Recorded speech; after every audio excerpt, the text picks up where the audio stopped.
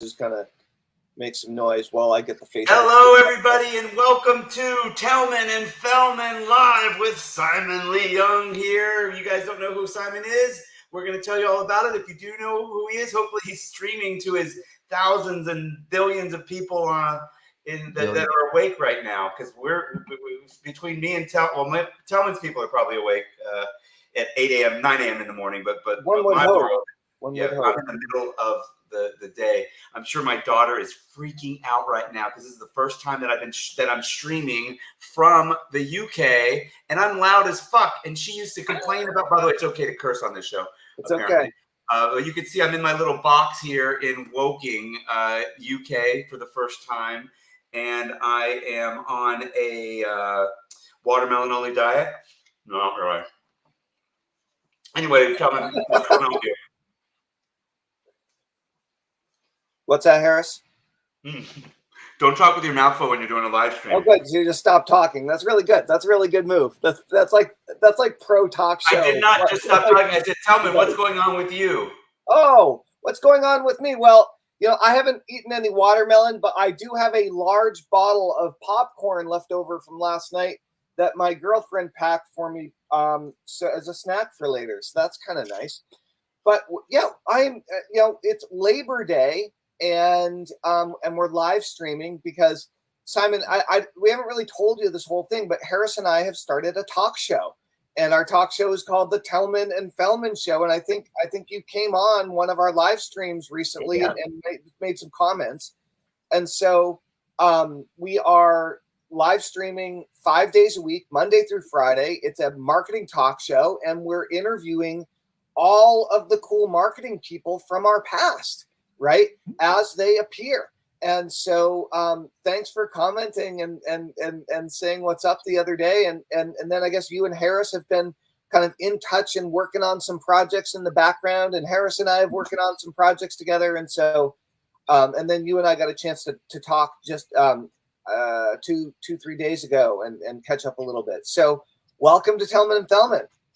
Hey, thanks for having me, guys. Tellman and Fellman, coolest talk show name ever. That's right. That's right. So you're tuning in straight from Malaysia. In Malaysia, yes, on an island called Penang. Penang, that's where there's that I see that on menus at Chinese restaurants all the time, I thought. Yeah, Penang is actually famous for the food. So next time you come to Malaysia, next time you come to Asia, anywhere, stop by. I'll take you out for some good eating. Yeah, nice. I bet the food's great there if all these Chinese restaurants have culturally appropriated it, right? And calling it Chinese when it's not. I wanted to tell everybody how I met you for the first time, because I think it's kind of interesting. Sure. At least met you in person for the first time, and I don't know how. I don't think we met before then. I was on an airplane from Minnesota. I think I was with Andrea, and we were going to Los Angeles to go to the Rich Jerk party. So for anybody that doesn't know what the hell I'm talking about, you're not old enough, and you're not old enough. You're not old enough. Anyway, this was when there was a Playboy Mansion. There's not a Playboy Mansion anymore. We were invited to go to Los Angeles. Oh, there's no Playboy Mansion anymore. That stopped. The building's there, but yeah, he died, and it got sold a little bit before he died, I think. I'm not sure who owns it now. I guess I didn't know that Hugh Hefner died. I missed that. You lost the opportunity to purchase the Playboy Mansion. I'm sure it could have been called the Tell Mansion or the Fell Mansion, but no, or the Side Mansion. Any of us could have bought it. But it's not my son. I feel like there's just so much wrong history there. I don't know if I'd want that energy. No way. But anyway, but there's also some really great energy there. We met coming off of the airplane. You and Sam, right? Sam Hare. We're both on the plane. I've become lifelong friends with Sam as well, and I didn't really know you guys too much, but you saw me on the plane, and we got off the plane. Did we ever meet at an event before that, though, Simon? You and I know Sam and I didn't. I think that might have been the first time. Of course, I knew of you. You did have a couple products out there, and I had met Merlin, who was your business partner at the time in San Diego. So he was talking great stuff about you. But yeah, could recognize you all the way from the back of the plane, your shiny little head. And it's like, that's Harris Fellman. And it's like, oh, yeah. So, no, but I don't think we met. Merlin lived with me in Minnesota for a little while. Yeah. That's when we started the project. Yeah. So, but you weren't living in Minnesota. You were just there to meet with Sam for something. Something like that. And was it yours or was it Sam's house that was sinking at one point? Was it around that time? Your house, right? Yeah. Wow. Yeah. I Wow. bought a house that was so literally when we first moved into the house. My wife's father saw the house and was like, oh, you know, there's a little bit of a tilt to the house, and we're like, what are you talking about? The realtor says everything's fine. They gave us some papers. Right. We made the biggest mistake of our realtor was both the buyer's agent and the seller's agent, so we weren't incredibly protected. Yeah, so basically you could take a bottle at the front of the house and put it on its side, and it would roll down to the other side of the house. Yeah. Okay. And that was when we moved in. I don't think we noticed it like physically actually sinking, but we did finally have somebody come out and check it out, and they're like, no, your house is built on peat moss and it's sinking. Ooh. Like it's like so. Yeah, so basically, luckily there was a foreclosure crisis back then, and we kind of just ended up moving and stopped paying for it, and her brothers were living in it for a while, and it was like this time when like Wells Fargo got class action lawsuit, so we actually didn't pay for probably a year. They took the house away, but they did it illegally, so we got like $5,000 a few years later as compensation for them taking our sinking house. So works for me. You didn't know that part of the story. Yeah. That's a good little house. The lesson is don't build your house on peat moss, ladies and gentlemen. Build on a stronger foundation. Right? Playboy Mansion. That was the night that we met. And then right after that was Magic Castle. I don't know if you remember that part. Because, you know, we had a little bit too much fun at the Playboy Mansion. Oh, wait. I had too much fun at the Playboy Mansion? Yeah, you. I think my wife had too much fun at the Playboy Mansion. There's photos of that. What? There's no photos. No photos. No pictures. No nothing. No evidence. I was never there. First of all, it's not possible to have too much fun at the Playboy Mansion. I mean, that's what it's for, right? Yeah, so. Yeah. You didn't go to that, did you, Tellman? You were. Yeah, not my thing. Not your thing, and also, Anyway, there's quite a few guys that were like, I don't think I'm going to go. But my wife wanted to go, so you know, I couldn't say no. Yeah, fair enough. Anyway, let's move on. I don't know what to say. Let's move into well, actually, you know, the Playboy Mansion isn't that event is an event, and that was a gathering of affiliate marketers. That was a reward, but also a a big marketing party. Big marketing party, a networking event. It was, it definitely put, Rich Jerk, Kelly, and Magic Ryan. And Eben Pagan. It was his event. And Eben Pagan, heavily on the map for the next probably 5 years. That probably, bought them 5 years of reciprocity of people working with them and stuff like that. Yeah. It's true. So you guys met at the Playboy Mansion. No, we met on the plane. On the plane to on the way Playboy to the Playboy Mansion. All right. So Simon, I mean, will you tell us a little bit about your story? I mean, you've been a entrepreneur and an internet marketer for a long time, and we talked a little bit the other day about what you're doing now, which we should totally talk about today. And then we talked a little bit about how we first crossed paths, but I don't really know your story. I don't really know what your deal is. So as an entrepreneur, like, why are you doing all this stuff? Where do you come from? What's your deal? Yeah, it's really interesting because back in the late 90s, like 1996, 1997, that was when the whole internet.com thing happened, right? So I started actually making money since 1997 online. Hold on, how old are you? How old are you? I'm 47. 44, 45. You're 44. Okay, so you got started young. All right, cool. Cool. Yeah. So yeah, it was interesting times because everything was brand new. So it wasn't something that you could do full time. I went the traditional path. I went to school, university, got my degree. I worked at Google. Wait, And then what did you get a degree in? I got a degree in graphic design of all things. That was my major, and I had a minor in advertising, which got me the job at Google because they were looking for advertisers and people who were good with copy and all that stuff. So it was a great experience. I forgot about that. That was a big leveraging point for you to come into the internet marketing world and talk about the fact that you were inside at Google. Yeah. So while I was working at Google, that was when my eyes opened up to the possibilities of becoming a marketer, because there were a lot of affiliates who, at the time, if you remember the Google Cash method, I was basically handling all their accounts. And I was like, dude, why am I like slaving away on like a 9 to 5 job, which wasn't 9 to 5. I was working like 10, 12 hours a day on multiple time zones, kind of similar to what I'm doing right now. But a lot of things is it's crazy because I'm seeing the opportunity that's out there. And at the same time, I was bounded by NDA. So there were all these people who were asking me, hey, so how do I actually get onto the first page of Google? Or how do I get multiple positions? Or how do I get the best pay-per-click, pricing and budgeting and cost per click? And I couldn't share any of the deep down secrets. So it didn't make sense. And so I think I started running across different internet marketing stuff online. Of course, I ran across Tellman's my first list. I was like, hey, this is really amazing stuff. And it wasn't even until 2005 or 2006 that I went and attended my first seminar. That's where I met people like Mike Fellman and Tom Beal, Donna Fox, Gary, what's his name? Gary Ambrose. Yeah. And Terry Dean, like all the big guys, all at the first seminar that I went to. And Which seminar was that? Your first seminar? Do you remember?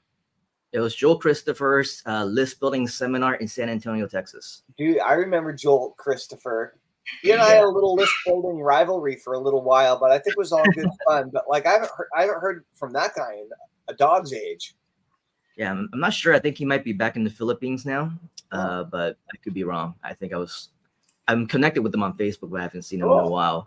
But yeah, I mean, the reason why I then got connected to the Joel Christopher list building seminar was because obviously I came across list building first from my first list. Yeah. So I was like, this is really cool. And then it was like, Joel was like, he's promoting a marketing cruise where he's going to be, inviting people like Ken MacArthur and Mike Felsame and Brian Edmondson, who was there, and obviously working really closely with you guys as well. And so I was really big in the whole list building thing for a while. And because at the time it was called Google AdWords, now it's called Google Ads, but it was a completely brand new niche. It didn't exist.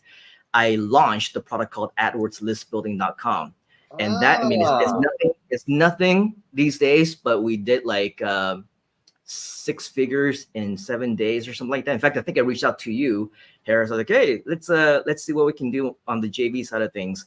And then Sam was a big help in that as well. So yeah, we did that, about 6 figures in 7 days. That was the Jeff Walker thing before he was the product launch formula. Yeah. Right? 6 figures in 7 days. So it was a big deal. Nowadays is nothing because you can do 1 million in 1 day. Right. That's so interesting. It's just before this call started, I heard back from Jesse Jameson, who was one of the co-creators of 30K in 30 days. And I remember. Were you part of 30K in 30 days? Were you in the room for that? I don't think you were. I think I was. No. Yeah, they were like, it was at a seminar, and it was an impromptu product that we created, and we threw like 25 or 30 marketers in a room, and 3 of us had like good video cameras that could record back then, and we, for like a few hours, we just brainstormed on how to generate 30K in 30 days, and the model that we came up with was to do a summit, right? Yeah. To do a virtual summit, and I've wanted to include it as a bonus in our new launch, and Jesse just got back to me and sent me the file. And so I was really kind of Oh, that's awesome. I mean, things were really different back in the day, right? I mean, there were no virtual summits the way that we know them to be now. They were like teleseminars. yeah. And you No, did no, this there over. wasn't even streaming video. Like webinars didn't exist. You know, we couldn't be here like in this way. Yeah. It's pretty amazing if you think about it. Like we all can have our own television station. You know what I mean? Like, whereas back in the, back then, you just the bandwidth that people had wouldn't have been enough to handle the streaming videos. Right. But Simon, you mentioned that with that first product, you did you kind of used product launch formula to whatever degree, and it was pretty successful. Have you ever done, and it's okay if you haven't, have you ever done like a virtual summit as a way to build a list? Oh, we've done so many virtual summits over the years. Obviously, in the beginning, not so much because it was primarily an offline world. Like in 2006, when I launched into full-time entrepreneurship for the first time, I pretty much jumped right into live events. And I went to a whole bunch of different seminars, different city every single week. And then within a year, I was like global. I was speaking across 15, 16 countries a year. You were speaking at the events, but weren't you also a little behind the scenes? I feel like I'm going to probably botch who it was, but weren't you like working closely with some like high level, like drop a name type of thing, like Jack Canfield or Robert Allen, Mark Victor Hansen. We did those kinds of events as well. And then a lot of what we learned from these live in-person events is it's not just direct response live in-person events. Like all the people that you're talking about are like exactly. So wait, let's so basically, Tellman, you're making a differentiation between like we're getting a bunch of people together to speak and share with you versus, and we're paying them $5,000 or $10,000 or $20,000 to speak versus those people get on stage and they sell something at the back of the room and they make $20,000, $30,000, $50,000 by doing that, by having an exchange of product and value. That's the simple version is they have events that are engineered to sell like the bejesus, like they're engineered like to the ends of and those guys are smart, I mean, then they had been doing it for 25, 30 years when you were working with them, Simon, these are like 7-8 figure a year businesses, but notwithstanding, regardless of the kind of business model these kinds of events actually have, one thing that's really interesting to me is the value doesn't come when you're on the stage. It doesn't come when you're actually sharing the content. It doesn't even come when you are sitting there listening and learning. We have a saying, and I think I don't remember who said it first, but I definitely not going to take credit for it. But we have a saying that your network is your net worth. And I think that definitely because of my opportunity to be able to speak at all these different stages, it allowed me to grow my network, to be able to know people like you, Tellman, to know people like you, Harris, and so many people within the industry.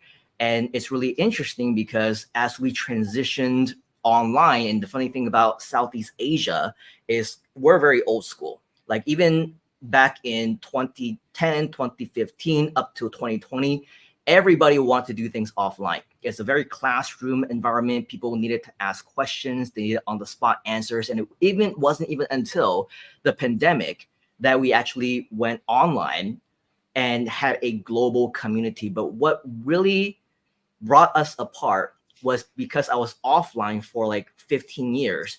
It allowed me to bring my network online.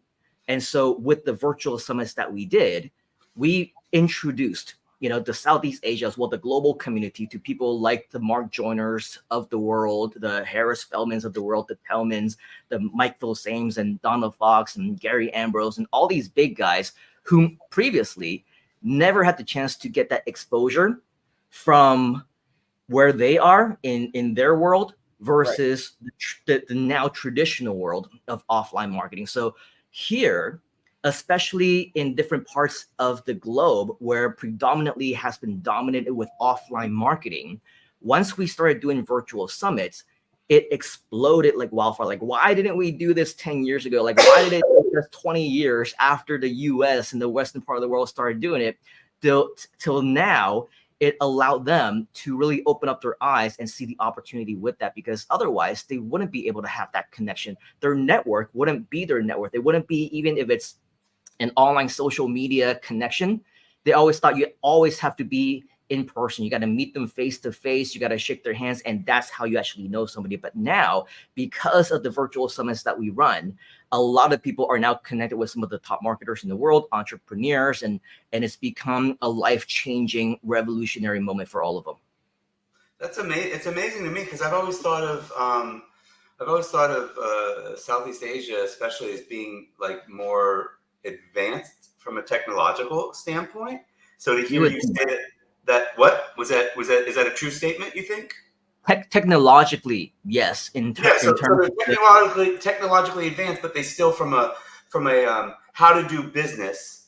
They didn't really.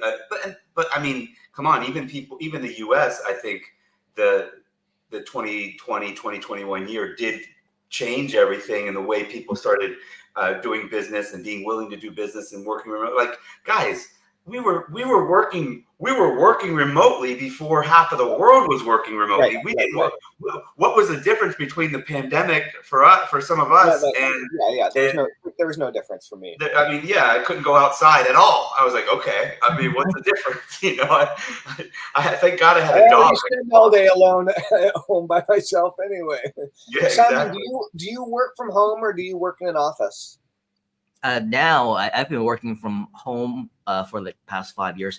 Previously, I had also been working from home. I had a home office, but I also had training centers in multiple cities because we have multiple businesses.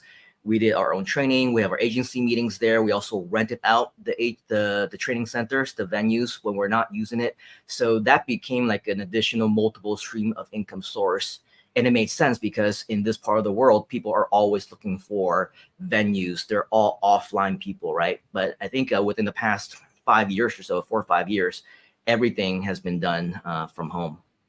Hey, Tellman, I was going to ask, you and I, we just really started this show, and we really just started bringing people onto the show, and we've talked about, but we haven't structuralized it yet, but there was a few questions that we wanted to really start bringing out of people, which was something along the lines of, you've been doing this for a while. What do you take from back then, and what applies to now? But then also the flip side of it, which we'll break. We'll interact with you after you answer that one. But then the flip side of that is what exists now that is totally different than 20 years ago, but what do you feel like is just lasted the test of time? Like what's either what's in us or what's lasted the test of time? What comes up for you when we ask that? You're asking Simon right now. Asking Simon. Yeah. Oh, yes. If you'd like, I remember when I grabbed some watermelon and Tellman grabbed some popcorn, you were looking around for food. Did you have any food you wanted to show us? If not, you're going to have to answer that question. All right. Basically, Simon, you've been a marketer for over 20 years, it sounds like, right? So, and you've been learning this stuff, and you've seen a lot come and go, and you're still very active and have an active, growing business, and you're still in it, you're still hustling, and so, what is the same? What is different? From your perspective. A lot of what I teach in my training are usually some of the fundamentals of for example, Google system or marketing, things that aren't going to change. Like the funnel is always going to work, right? You need to always be building your list. You always need to know what Google wants in order for you to get onto the top of the page, page one, even multiple positions. So with that, the content, we don't go flashy with any brand new bells and whistles. Like this is the next big thing. Sure, we integrate things like AI because it makes your life easier, but it's not a replacement for anything that you're supposed to do. One thing that I found to be very interesting to work really well is taking the past 20 plus years of my offline experience doing presentations and traveling around the world and spreading value to over deliver to people in person, and now being able to transfer that information online. The process is exactly the same. I mean, we have a page and you're going to get people to register to a live event.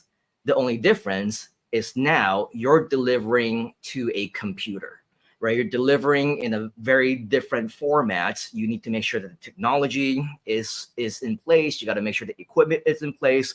But once you get that down, I think that the most beautiful thing about what we do, and especially with live events, especially with virtual summits, is your ability to transfer whatever knowledge that you have over to somebody who would benefit from that, who would find value in that, and in an environment where it doesn't require them anymore to have to travel if they cannot travel, to have to buy air tickets or book a hotel room if they cannot afford that. It allows the world as a market to be able to consume your content and find value in what you have to share without leaving the comfort of their own home. So it goes both ways, right? As business owners, we can spend more time with family. We can do what we want. We can sleep in if we wanted to. We don't have to worry about traveling and doing all that stuff. But at the same time, those who are learning, they reap the same benefits as well. So it's really amazing, I think, what you guys are doing, bringing back full circle, because in today's world, a lot of what we do is we start implementing, right? Like I've learned about doing live events since 15 plus years ago. And so all this time, we've just simply been doing it. Once in a while, to a closed door room of our private VIP teams, would give them like a virtual presentation, training session, or do train the trainer, but it doesn't go out to the public. You guys, you're like, hey, this is something that's been working for a very long time. It's something that is relevant in today's world. It's something that you need, and you're bringing that to the table. So with that, I applaud you guys for putting something together, because I believe that this is something that most people, if not everyone, who has some kind of value, some kind of message that they want to share, this is their platform to making it happen. No, thanks. I appreciate that. No, that's awesome, Simon. So, like, dude, in your experience conducting virtual summits, or perhaps taking part in other people's virtual summits, at some point, I assume, like, for someone who's never done one before, what are 1, 2, or 3 of the biggest benefits for you? All the like, benefits. just in your own experience, like, why would I want to do a virtual summit? Like, what's it going to do for me? Sure. I mean, let's go back old school, right? We talk about list building. We talk about having leads, lead generation. And we all have heard over and over that the money is in the list. We heard that phrase, right? The thing is, and I learned this especially when you're here in Southeast Asia, where people are a lot more cutthroat. Like you need to impress them. Like you stand up in the front of the room, they don't like go yay and cheer for you. They're like, impress me, type of thing, right? So you can have a list of 100,000 people, of people that you are looking to need to impress, but the money doesn't start till after you start building the relationship with them. So the money is in your relationship with the list. And by having virtual summits, you're able to connect with them in a way that email isn't able to. A sales page isn't able to. Even follow-up email campaigns aren't able to. A lot of times we say, oh yeah, we take a look at the numbers, and on average, if this sales letter is going to convert at 1% for us, it's going to be absolutely awesome, right? That 1% would be a luxury if we're able to do that, just that in this part of the world. But because we're able to follow up with them, hey, let's connect. Do you have any questions? Let's incorporate this into the next virtual summit, the next live event, the next virtual session that we're going to be doing. You're building the know, like, and trust. So much more effectively than just prints on a website. Tellman, we talked about how different kinds of sales letters and different designs and white text on black background or vice versa. Which one is going to convert the most? The thing is, it's going to be different for every single market, right? Yeah, but the way that you connect with an audience, the way that you connect with somebody face to face, even if it's behind a computer screen, it's going to be the same. You answer their questions, you connect with them directly, And it basically is the multiple fold, right? You're building that list, but you're also building that relationship, and you're also able to demonstrate the actual kind of value that you can bring. So you're kind of adapting, even we talked about Evan Pagan, the Evan Pagan philosophy. You're giving away seemingly a lot of the top value stuff for free because you're sharing it with them, right? They're asking questions. However, the more you do it, you'll know that a 5-minute conversation, a 10-minute conversation isn't going to change someone's life. It's not going to be able to get them to where they want to go. You only have time to tell them what to do, but you can't really show them how to do it. You have time to inspire them. Exactly. You have time to inspire them, to motivate them, let them know that it's possible. Combat those objectives that they have. Right. Everybody's going to have those sales objections, right? And they're going to say, oh, yeah, I don't think that I can do it. I think it's too difficult. I think that there's too much competitors out there. I think that only the gurus can do it. I'm not you. I don't have the skill. Every single excuse in the book. Yeah. When you do the virtual summits and they can actually see you, the know, like, and trust factor is there. But at the same time, you're able to help them overcome those objections that a sales letter couldn't possibly do. One of the other really cool pieces here is, as the host of the virtual summit, let's say you have 12 webinars or trainings or whatever that you do. Like, you're the least common denominator. Like, you're the person that shows up on all of them. And so they get to see you interacting with all these people, all these different personalities, and they get to see how you show up over time and how you deal with stress. When things go wrong, do you lose your crap, or can you roll with it? Or, how do you deal with something when you like get embarrassed and you say something dumb, right? Like, they really do get to know you over time. That's a very powerful piece of the puzzle. Well, I was going to ask about that too. Like, Simon, I remember like running into you, whatever, in a back room at some event here and there. Did you host a lot of events, or were you kind of back? Weren't you a little bit more back of the room for some point, and then did you eventually start hosting, or did you tell me? Yeah, in the beginning, I was mostly just a speaker because I knew nuts about either. I didn't know how to be a speaker. I didn't know how to organize events. But because there were so many events going on, I mean, like the Joel Christopher, Mike Fellman, I spoke at his event, and then Joel Comm had some events, and then Kim MacArthur obviously had a whole bunch of JV alerts and impact events. Keith Wellman and Gary Ambrose at one point was doing events, and there were just so many that was happening every single week that I didn't have time necessarily to organize my own events. But when I came to this part of the world, a lot of it is there's only a small handful of event organizers, and they have their events like once every few months. So at some point, I started organizing my own events as well. So my company became an events company where I promoted all these different events where I would also be the main speaker. So there were a lot in terms of so you were the main speaker, not even necessarily a host with multiple speakers. You might have been like, if it was you speaking, and did you have a host introduce you or anything? Sometimes I did, sometimes I didn't. So as an events company, we did have different kinds of events. One, I mean, I can actually just have an event where it's like a webinar. You're the only person, like I'm the only person there. And it's a 2-hour or a 3-hour event, and that's it. And then as part of the company that I'm with right now, that I co-founded alongside with my partners called iSummit, we also have offline events, and we run the 1-day, 2-day, 3-day events, or the 1-week mastermind events where we get different multiple speakers to come in. Not all of them. Some of them are the kind that Tellman was talking about, like the pitch fest, we call them. But most of the time now, we realize that it's much more important for us to build the value as opposed to jumping from one speaker to another, because we know the know, like, and trust. We know the importance of building that relationship, building that rapport.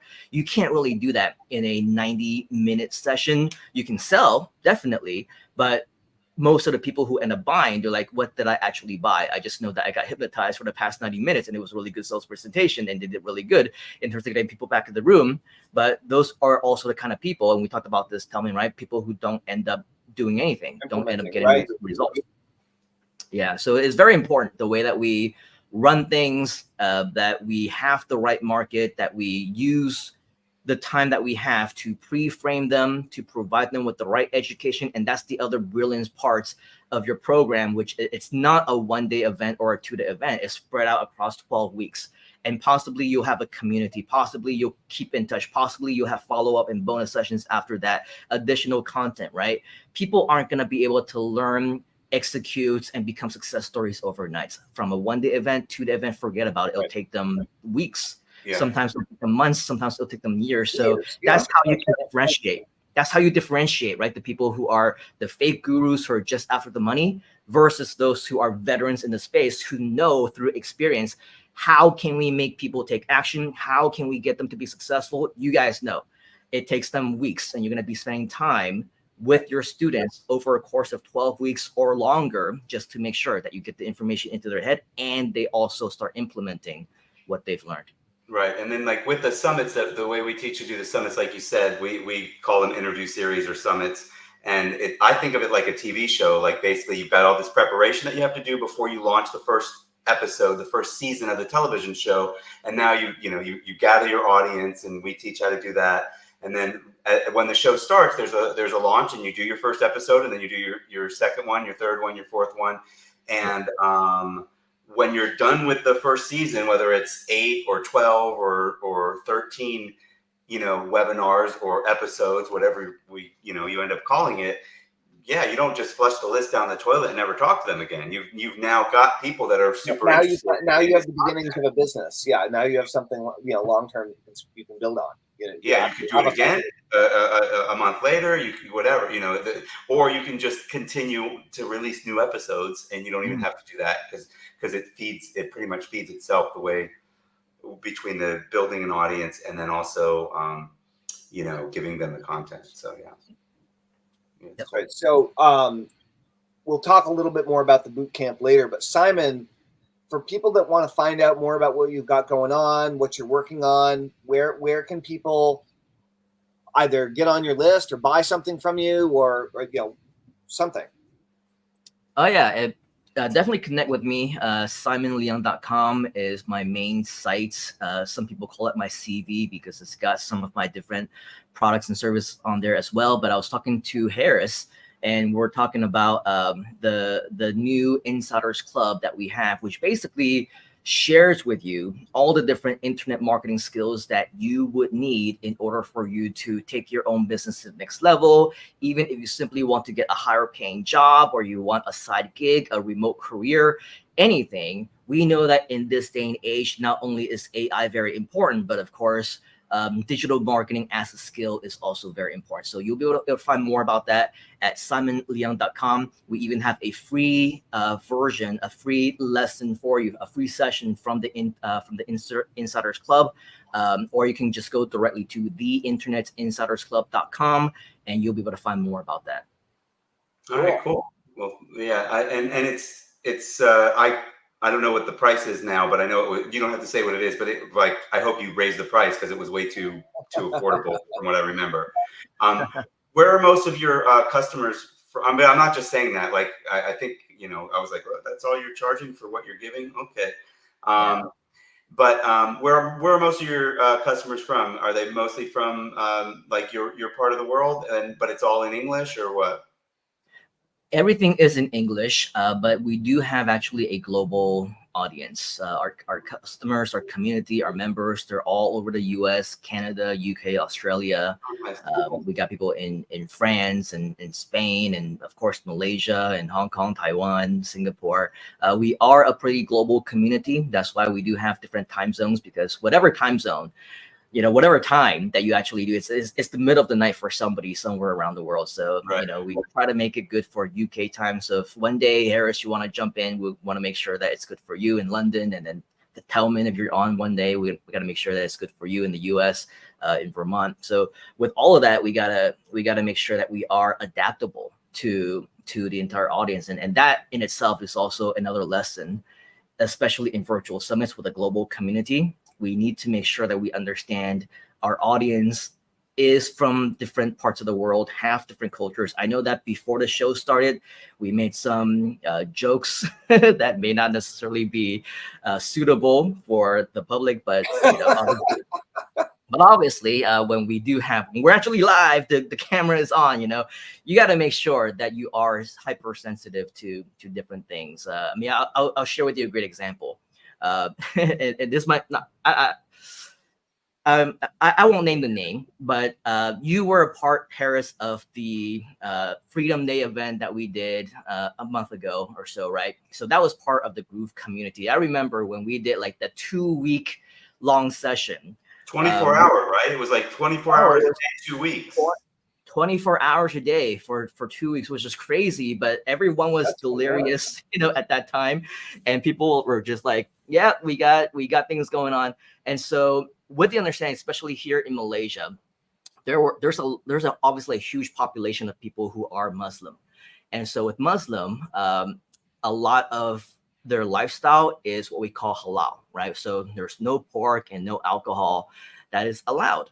And so, with our marketers, the way that we party, the way that we hang out, we want to be cool, right? So during the actual event itself, we're like, oh yeah, cheers everybody. And you'll be holding up alcohol, beer, or you'll be taking shots.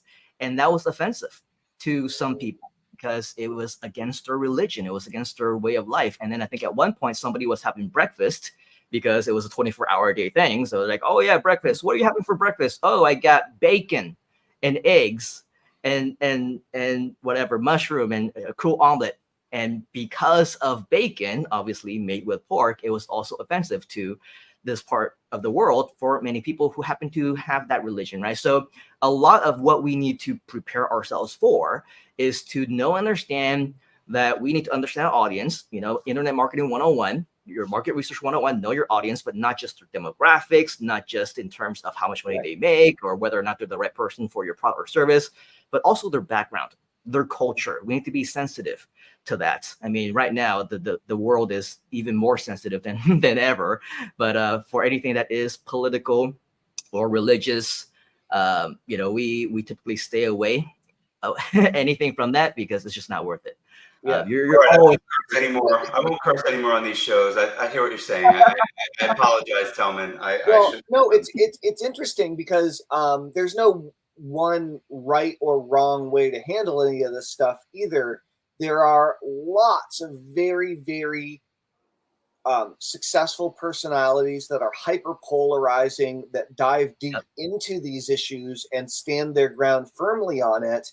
And people either love them or are horrified with them. And so that's another path. And so we can all decide, what's cool, what's not cool. Do you think that belongs in marketing? What's that? Polarizing like that, being polarizing. You think? I don't think. I mean, I guess it depends on what you're marketing, right? For me anyway, so much of marketing is like it's almost like an expression of self. A lot of my copy, I was listening to Rick Rubin's The Creative Act audiobook, and I was just like, man, I really treat marketing as art, and so I think that all the personalities are fair game in all the things.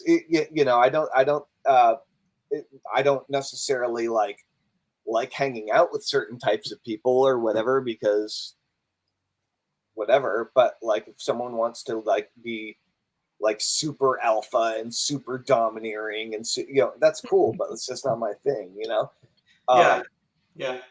But there's also for the way over the top, super polarizing, there are also people that are extremely quiet, introverted, brilliant copywriters that are kind of, you almost don't know they exist until they write something astonishing, and so there's a lot of different personalities in the community. I mean, that's always that's fair. Tell me, I have one. I wanted to see if you have one as well. When Simon was saying I mean, come on, if we were I don't really eat.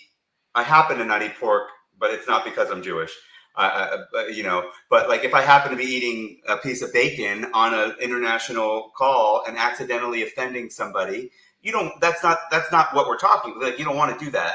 I did that once with something. I'll tell you about it. But is there anything that you've stepped in and you were like, oh shit, I should have done that?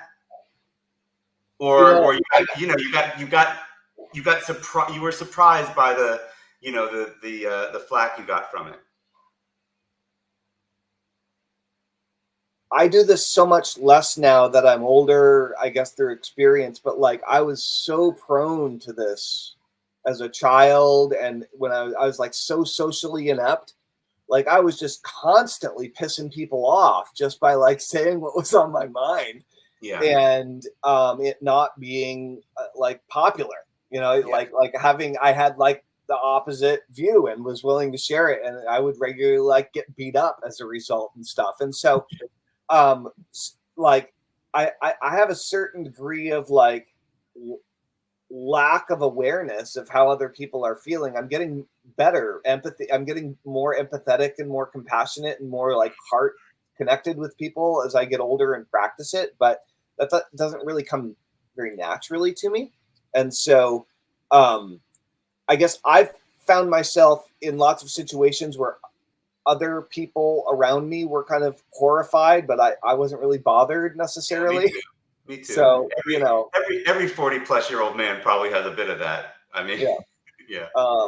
So yeah, nothing too bad, I guess, or nothing too bad that's like that I'm remembering. Well, for me, you make me think about. I just talking to my ex about this. Something that my daughter, who's in the other room, she's a know-it-all. She's really very smart, and she's right all the time. That doesn't always fly with people, you know, but it's almost like you got to know when to keep it to yourself. Yeah, like, that's true. And like literally, she's like, "Why are you even questioning it?" It's like, but I used to be like that without realizing it as well, you know. I wasn't quite as smart as she is, but I was, we have to always be right. The thing that I did, which you guys will appreciate, was I was at Matt Basic's God's Country. He would put events out there sometimes, and he's big on a specific type of shot. Do you know what shot Matt Basic likes? Do either of you happen to know? The Irish car bombs. It was Irish car bombs, yes. And I sent a subject line. Matt just lost so much weight. That guy is like in the best shape of his life right now, I think. He's kicking butt. Yeah, me too. He's probably not drinking Irish car bombs anymore. But anyway, that was my subject line, was something about an Irish car bomb. Yeah. And as you can imagine, that pissed off some people in Northern Ireland who had, people that had died in their lives from a car bomb. So, I was like, whoa. I mean, that's the thing, is anything that's emotionally charged. So this is the flip side of it. But who knew that? No, it's anything that's emotionally charged. Anything that's emotionally charged and is going to get people to pay attention is by nature also going to trigger someone emotionally in some sort of a way. And so it's like, it is. I mean, this is interesting, Simon, because like historically in my 20 years of email marketing, every single one of my biggest winning emails that made the most money also got the most hate mail every single time. And so eventually with the mascot emails, I was able to turn around to start getting fan mail and have the emails win. But like with normal direct response emails, like all the ones that made the most money always got the most pushback too. I mean, have you found that to be the case in your marketing experience, Simon?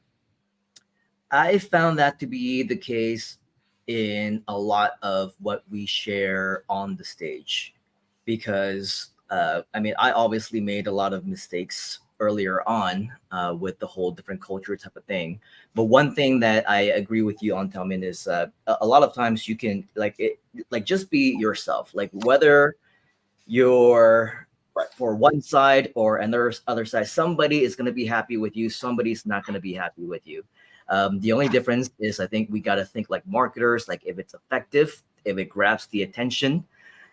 A lot of times people say no press is bad press, right? If it draws the crowd, draws the attention, get people talking, a lot of times it's marketing.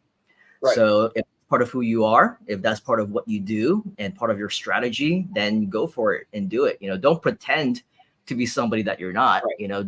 Don't put a mask on and pretend that you're for one side or another just because the crowd happens to want to hear that.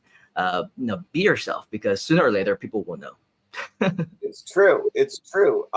So it's like, I like to say that money is an amplifier, right? Like if you have a lot of money, if you're an asshole, you're going to be a way bigger asshole with a lot of money. And like, if you're a really kind, generous, wonderful human being and you have a lot of money and you have a lot of resources, you're probably going to help a lot more people, Yep. a lot more deeply, right? It's an amplifier.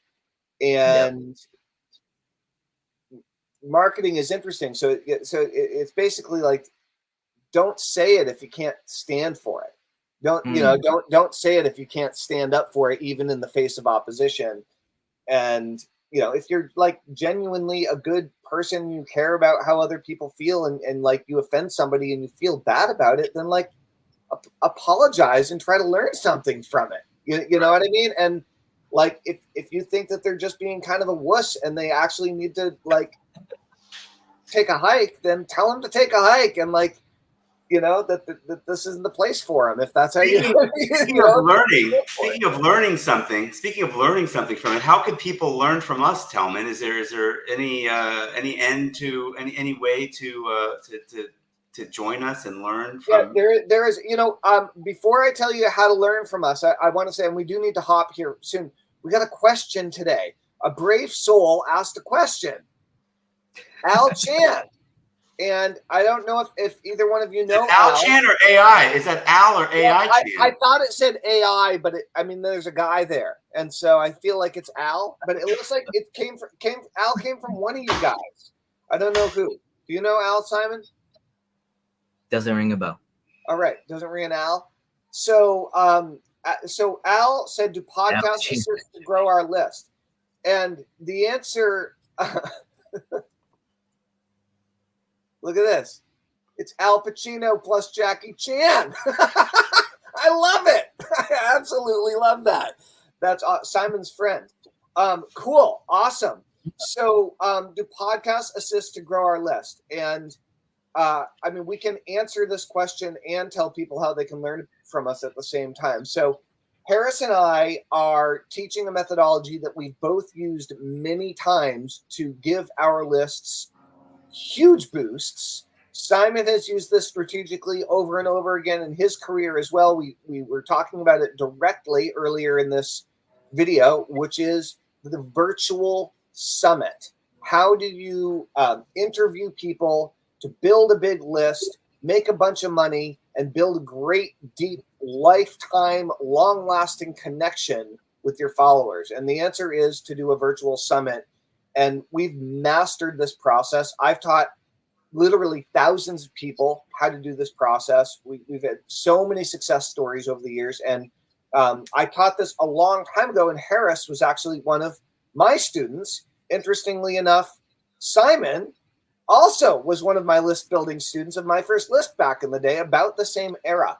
So the simple version is that if you guys are interested in our upcoming boot camp in September. Wait, you didn't answer the question. You didn't answer the question.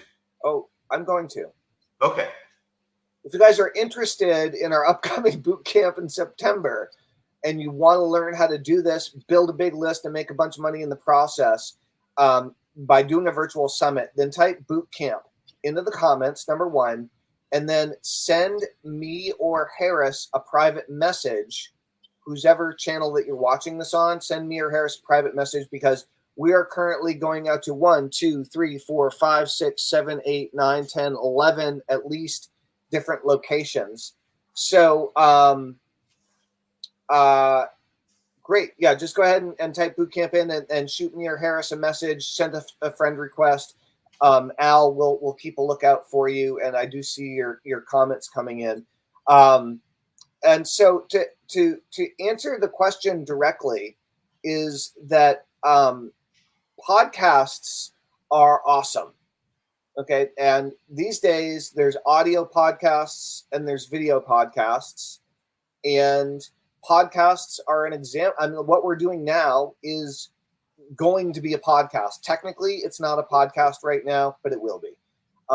And so many people that live stream and create recordings, whether it's a solo person talking or whether you're doing an interview or some sort of collaboration, these are great ways of spreading the word, right? And creating a podcast, creating a YouTube channel, creating a Facebook live stream, streaming on Twitter, streaming on LinkedIn. These are all places that you can push the same type of content these days. And a podcast is just one of many channels to spread the word about what you're doing. And then what you end up doing is you drive people back to a page where they can either join your email list or where they can buy a product from you if that's the front end of your funnel. And so in this case, what we're saying is, hey, we're raising awareness around our upcoming boot camp. If you're interested, let us know, and then we'll have a chat about it, and you'll be able to find more about getting on our list in the not too distant future. Harris, you seem like you have something you want to say. Oh, sorry. No, it just got me thinking. I don't know if I should be doing live talking and thinking but I think to answer the question, it's yes. I mean, a podcast can assist in building your list, but assist is probably the right word. I wouldn't rely wholly on that.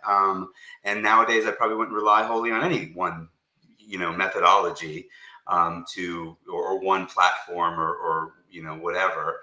Especially with AI giving you the ability to chop stuff up and redistribute it in other ways. And those are all ways to assist. But basically, creating content, especially original content, which is what a podcast is definitely going to be the starting point to help you to assist in building a list. It's good to have a bit of a strategy behind it. And that's where I started going off in my head. I'm like, you're right, Tellman, this is kind of a podcast. And that might have been the first person that we're like, oh, you don't know who that is. I don't know who that is. You don't know. So I do kind of recognize the name in just, I think I saw Al comment on some other post somewhere else. But he's definitely not on my channel. He's on your channel, right? Tellman, you're fine. He's replying to something. He said, I don't know one way or the other. He said he's friends with Simon somehow and been to Simon's iSummit event and the One Ultima KL. So, but the point being, this guy didn't know us, and quite frankly, it's a jump to say, hey, if you want to do our boot camp, we'll talk to you about that. I think we should probably have something in between that, which we do. We have a video that we created that's really where we're ultimately going to send somebody to. But first, before we jump on a phone with somebody for an hour and say, hey, join our 12-week boot camp. So anyway, that's just what I'm thinking is that like, oh, you know what? We're at the front of the funnel right now. I totally disagree with you right now. I definitely think, I'm totally down with jumping on the phone with you, Al, and chatting about it if you want to. Like, it's no problem. Yeah. That's fine. I don't mean that you don't want to jump on the call with him. I just mean that as this progresses, we're at the front of the funnel. And we're doing a bunch of different things to promote it, and there'll be different links that we give out and different things that we try along the way. We're putting a bunch of different Al, if you're interested, by all means, write boot camp. So we did. he's already passed you here. And one of us will talk to you. That's right. So good. Cool. And, by the way, earlier I posted that if you ask a question, you're going to win a prize. So, Al, I want to give you a copy of the original edition of my first list that Simon went through. I have it available online, and I was giving it away recently. And so I'd happily give you a copy. So complimentary. And if anybody asks a reasonably good question, even if it's really silly, I'll totally give you a copy of my first list too. So heads up, even if you're watching the replay down the road, the ask a question, win a prize offer, though I hadn't really told you what you're going to win. Now you know. If you're still watching, ask a question, win a prize, get the original edition of my first list, 2000, what year? 2004 edition. Original. OG. Huge value. Cool. Simon, what do you think? Podcasts and list building? Yep, it's very similar to a question that I always get, which is how does Google make you money, or how can SEO make me money, or how can Google Ads make me money? The answer is it doesn't. All those different ways are traffic generators, right? That's right. It drives traffic to whatever end product or service that you want to sell. Now, the actual question though is, do podcasts assist to grow your list? So different, obviously, from do podcasts grow your list? Do podcasts assist to grow your list? The answer is yes, through a process. You still need to go through my first list. You still need to know how to put that lead magnet, get the autoresponder, the list building, the lead generation form, the landing page, the email sequences. Everything needs to be set up. Then the podcast is your way to drive traffic to that page so that you can build your list. Simon, that was exceptionally clearly articulated. Job well done. Like, you must teach this stuff. learn from the best. You know what I'm saying? No, seriously, that was really, really simple and really, really clear the way you put that. I appreciate that. Very cool. So yeah, if you're into podcasting, start podcasting every day and drive to a funnel that builds your list, and become a serious student of marketing. Cool, guys. Does anybody else have anything they want to say before we wrap today? I think this has been it's been a really good solid hour. There's been a lot of really good content, a lot of good information. We got a question and we answered it, and all three of us answered it. That's right. You and I got in a fight. We'll have to. But it was really great seeing. It was really great seeing you, Simon. Thanks a lot for jumping on with us, and we hope to do more of these. And I guess this isn't a podcast, so when it's a podcast, we'll have you back on. That's right. That's right. So awesome, guys. Well, we're live streaming every morning, Monday through Friday at about 9 a.m. Eastern, roughly. So tune back in. We'll see you soon. Ask questions, and if you want to nominate anybody to be interviewed, let us know. And, that's one last thing, Simon. Is there anybody that you want to nominate to be interviewed? Anyone that I want to nominate. Yeah. Who should we interview next? Well, a friend of mine that does podcasts calls this a never-ending chain. So who do you think we could interview, and that we haven't interviewed already, which is really easy because you're the second person we've interviewed, and you have to be able to introduce us to him. Oh, but you know him already. I'm thinking Ross Goldberg. Ah, Ross would be great. Well, that's legit. There's no reason we can't do that. All right. There you go. That's Ross fine. Goldberg. You took the easy way out. You took the easy way out, but that's okay. Isn't he promoting some new traffic thing? His traffic magnet or something? Yeah, he's got something new.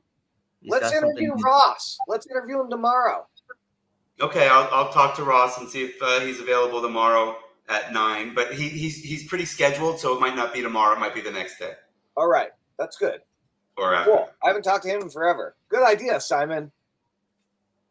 Thank you. SimonLeung.com, everybody. Thanks for being our guest. This is great. Thank you, everybody, for watching. Thank you for having me. It's fun. Rock and roll. Thank you for liking bald people and accepting one man with hair. That's right. Hey, we find them easier on planes, Exactly. All right, bye, guys. Yeah, I can't click to